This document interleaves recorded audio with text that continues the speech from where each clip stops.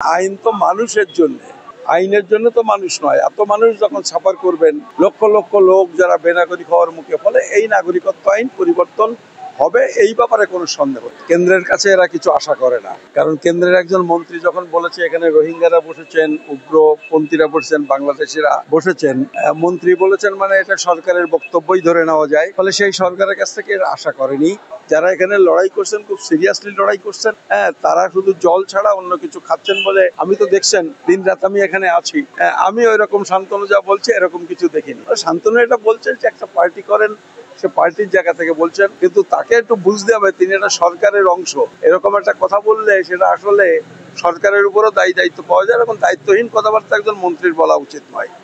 9 দিন ধরে এখানে অনশন চলছে, পর্যন্ত অনেকেই অসুস্থ হয়েছেন, এখন মন্ত্রী যারা রয়েছেন অনেকেই অসুস্থ। আপনারা অনশন প্রত্যাহারের কথা কিছু ভাবছেন? দেখুন, বিষয়টা হচ্ছে গতকাল থেকে মমতা ঠাকুর, যিনি সাংসদ, তিনি বসেছেন।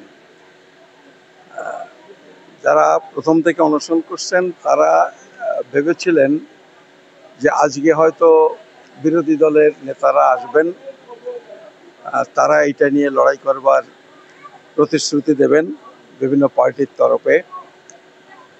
এবং আমি যতটা জানি এরকম একটা প্রচার এখানে ছিল যে অধীরবাবু আসবেন পার্টির তরফে, কংগ্রেসের হাইকমান্ডের কিছু বক্তব্য এখানে বলবেন, যে তারা এই বিষয়টার সাথে একমত এবং এই ব্যাপারটা নিয়ে হাইকমান্ড বিষয়টাকে টেক আপ করলো, তারা লড়াই করবেন।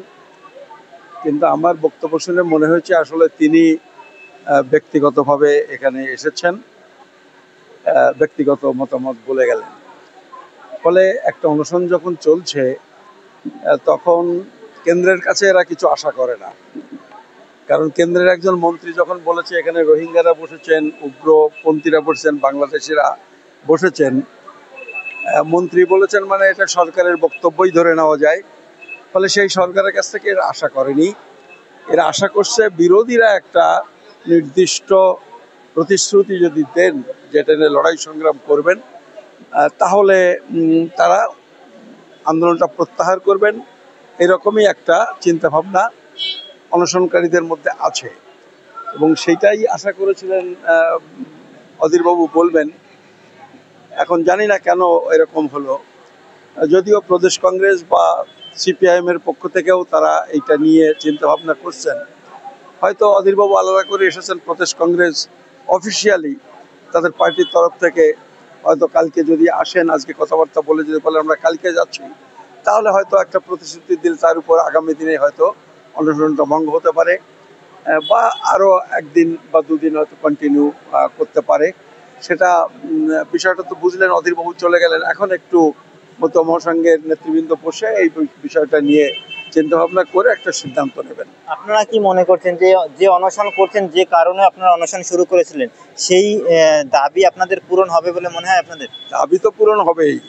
বিরোধীরা এই বিষয়টা যদি তোলেন, আজকে হোক কালকে হোক, বিরোধীরা সরকারে যাবেন, তখন তো তারা এটা করতেই পারবেন। এবং এটা বুঝতে পারছেন 22 বছর ধরে লড়াইটা চলছে, মতুয়ারাও আশা করছে না যে 22 দিনের মধ্যে ঝামেলাটা মিটবে। ফলে এই সমস্যার একটা সমাধান হবে, কারণ আইন তো মানুষের জন্য, আইনের জন্য তো মানুষ নয়। এত মানুষ যখন সাফার করবেন, লক্ষ লক্ষ লোক যারা বেনাগরিক হওয়ার মুখে, ফলে এই নাগরিকত্ব আইন পরিবর্তন হবে, এই ব্যাপারে কোনো সন্দেহ নেই। সেটা আজ হতে পারে, 2 বছর দেরি হতে পারে। শান্তনু ঠাকুর এই অনশনকারীদের নিয়ে বলছেন যে এরা তো রাতে হয়তো কিছু খায়, কারণ এত সবল তাদের দেখা যাচ্ছে, নাক মুখ চেহারা দেখেই নাকি বোঝা যাচ্ছে যে তারা খাদ্য গ্রহণ করেন রাতে। এখন এইটা শান্তনু ঠাকুর কি বলছেন এটা শুনছেন কেন? তারা তো আপনাদের সামনে বসে আছেন, আপনারা তো দেখছেন, প্রত্যেকের হাতে যে স্যালাইন দিচ্ছে সেগুলো লাগানোই আছে, হসপিটালে নিয়ে যাচ্ছে, সেখানে একটু সুস্থ হলে আবার এসে বসছেন। ফলে আপনারা দেখুন, ফলে এই কথার কোনো মানে নেই। যারা এখানে লড়াই করছেন, খুব সিরিয়াসলি লড়াই করছেন, তারা শুধু জল ছাড়া অন্য কিছু খাচ্ছেন বলে, আমি তো দেখছেন দিন রাত আমি এখানে আছি, আমি ওই রকম শান্তনু যা বলছে এরকম কিছু দেখিনি। শান্তনু এটা বলছেন যে একটা পার্টি করেন, সে পার্টির জায়গা থেকে বলছেন, কিন্তু তাকে একটু বুঝতে হবে তিনি একটা সরকারের অংশ। এরকম একটা কথা বললে সেটা আসলে সরকারের উপরও দায়িত্ব পাওয়া যায়, এরকম দায়িত্বহীন কথাবার্তা একজন মন্ত্রীর বলা উচিত নয়। শান্তনু ঠাকুরকে কি বার্তা দেবেন? এইটাই বলছি যে শান্তনু ঠাকুরের এরকম দায়িত্বহীন কথাবার্তা বলা ঠিক নয়, কারণ তিনি এখন একটা সরকারের অংশ। তিনি একটু বুঝে সুঝে কথা বলুন। তিনিও মতুয়া, ঠাকুরবাড়ির রক্ত তার শিরায় উপশিরায় বইছে।